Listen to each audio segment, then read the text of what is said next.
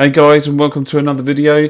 Here we're at round 6 Spa practice session, but before we get into the video, let's just have a little look at the tables from last week's second place at the Hungaroring.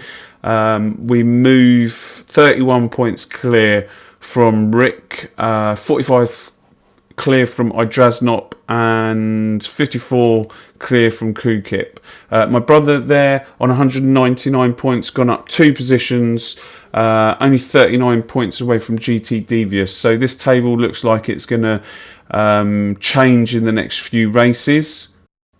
Moving over to the team standings, you've got Clay Racing, 506 points, JMF Racing, 491 points, ourselves zazzaracingteam, me and my brother, 469 points, Clockwork Orange, Duttier Racing, Porsche Team Holland, Grind and Smoke. So again, the team championship looks like it's very close, 37 points. We're 37 points away from first position, so yeah, it's going to be interesting to see in the next few rounds. There's only 3 rounds left of the championship, so 3 or 4 rounds left of the championship, so we will see how that pans out. Moving to the results of qualifying, you can see I've qualified 8th here, and we can see that this is basically a group of tier 1 drivers. If I'm not mistaken, I believe that it's just myself and my brother, who's in 17th, who are the only tier 2 drivers in here. I could be mistaken. If I am, please correct me in the comments below. We've got a new guy in 12th, EOA_MGL, who put in some cracking times in practice, and seems, I believe he's got caught up in traffic there, but car person 458, insane time of a 2:17.493, absolutely insane alien time. Yeah, I think my best is a 2:18.8, so that would have put me maybe into 6th position if I managed to put the lap together completely. But yeah, that time, absolutely insane. So let's get into the start of the race here. I'm just in my green box and just trying to get up to speed. I get the too fast, I then get the move over sign, so all a bit hectic towards the start of the race. We get a good getaway, and our slicker behind is giving us room so that we can fall into the gap through Eau Rouge, and there's a bit of touch in there. I feel like Matthew got knocked about a bit and ends up behind us. Sneaky Ninja in front of us, with Thomas in front of him. So just trying to settle into the race here. I felt like I had the tyres at the beginning of the race, as these guys looked like they were trying to find the grip, whereas I felt like I had the grip straight away. As I said, we've got Matthew behind us, very close, 0.4 of a second. We're 0.3 behind Sneaky Ninja. Thomas probably the same gap, 0.3 in front of him. So we're just going to go round on this first lap, and I'm just going to give you an introduction to the race. It's a 1-hour race with 1 mandatory pit stop where you have to change tyres, and there's no refueling allowed. We put the maximum 114 litres into the tank, which from all my testing saw me through to the end of the race. So feel like, I can't remember who that was, but I feel like he got a tap from Thomas there. So that was a bit unfortunate. As they came around the corner, there was definitely a tap, which slows Thomas down into Sneaky Ninja, which gives me the run on both of them. So I'm just looking where to take the move. I knew I was going to get track warning there, but it was kind of worth it because I needed to be as close as I could to these two guys. so that I could try and perform the overtake, and I swung it around the outside so that I could get the inside into turn 1. And Sneaky Ninja, unfortunately, yeah, into turn 1 when we're this close, he can go deep there, but I just hugged the inside, and turn 1 is mine. So we've now got our sights on Thomas in 3rd position, who's 0.6 in front of us, and we're just going to take Eau Rouge flat, which we've been doing in all the practice sessions. I've had no issues with taking Eau Rouge with lifts, only when the track was fast, maybe then I would have to take the lifts. But braking into this corner, I just couldn't get the car slowed down, and I was finding this a lot on these initial laps. A Sneaky Ninja taps us there, but no harm done. But yeah, on these initial laps, I was really struggling to slow the car down, and I didn't think that it was the slipstream, but again, as we're coming into the bus stop chicane on lap 2, we're 1.5 seconds up on our time, and I feel like, yeah, trying to slow the car down, it was very difficult. As Sneaky Ninja comes past on the outside, and I just pulled into the inside to give him the space. I then thought Matthew was going to throw one up the inside, and I wasn't even going to defend it, but yeah, he stayed behind, so I took turn 1 as I normally do, and again it was just regroup, try and understand why I was unable to slow down for some of these corners as I would want to. As Sneaky Ninja goes off wide there, which then gives us the run on him, and yeah, we get into his slipstream, and I felt, yeah, that maybe on this one, yeah, I did slow down a bit more, but again, I'm still going wide, and I don't put that down to the slipstream. I was just struggling to slow the car down into the heavy braking zones, which I'd never found a problem before, but now all of a sudden I'm having to deal with these new things. So going on to lap 5, Matthew's taking turn 1 a little bit wide there, but lap 5 we're coming through the Eau Rouge. Again, never had a problem before, and yeah, took that bump, and I don't know how I stayed out the wall there, but as I said, some of the stuff that was happening has never happened to me before. As Sneaky Ninja goes off there, not sure what happened, may have been called away, but yeah, it's a position gained, we'll take it, we're up to 5th. We're on lap 6 now, and as I said, quite a lot of stuff that during the practice sessions had never happened to me before happened, and this is another example. As we're coming through the right-hander here, and then there's another right-hander, and we just seem to understeer wide, and then I hit a bump that I've never hit before, which sends the car round and gives me damage on the front wing, and I think it was 15 seconds of damage that was.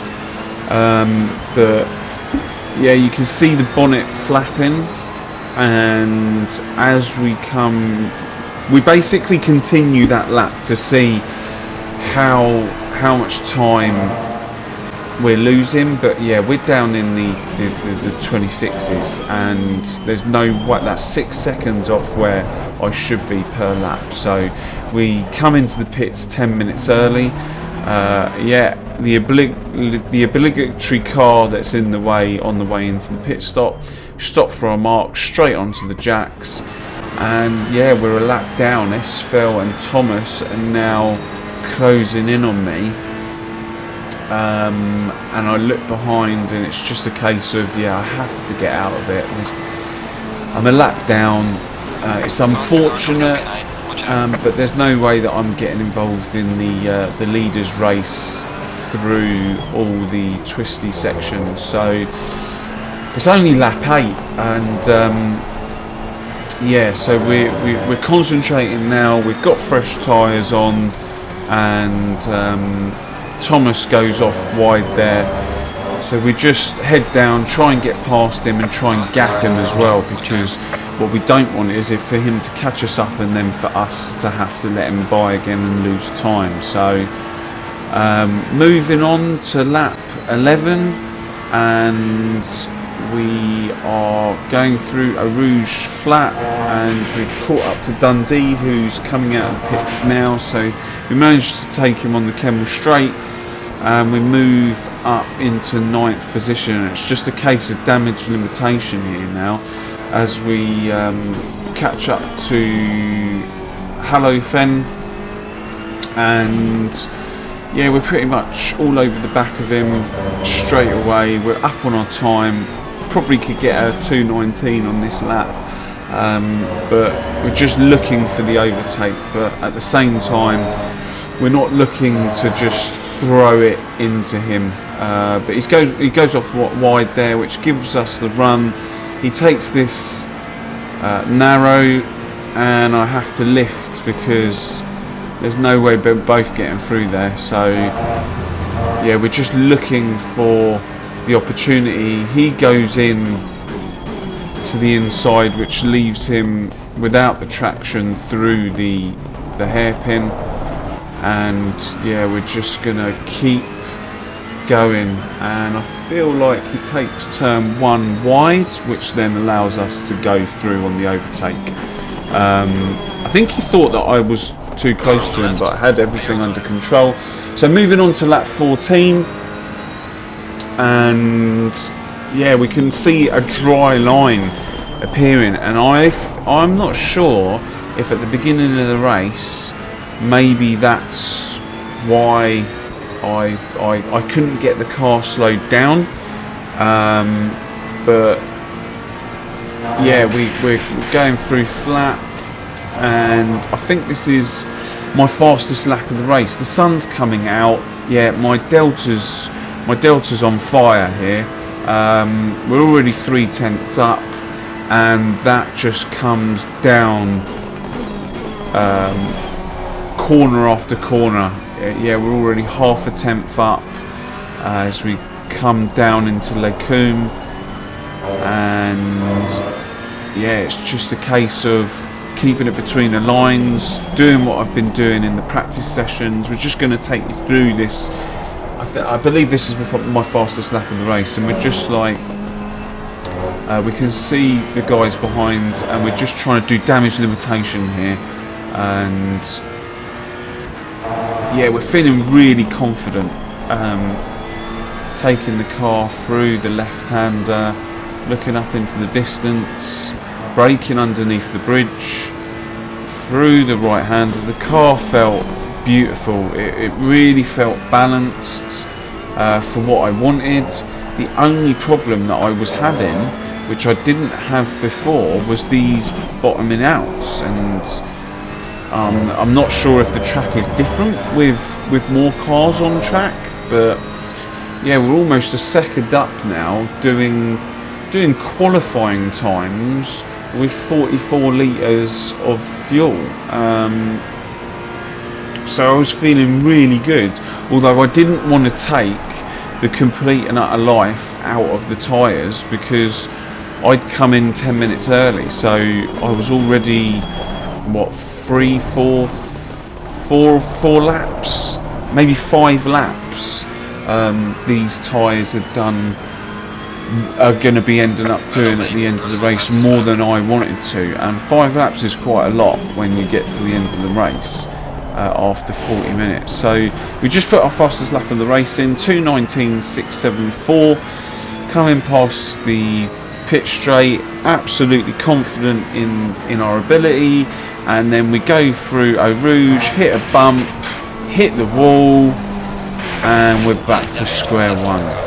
Tyres are punctured there on the front left, and and that was pretty much me till the end of the race. So I had another 20 minutes of racing in this manner, and yeah, it was very, very difficult, and I was having to race with a punctured front left. So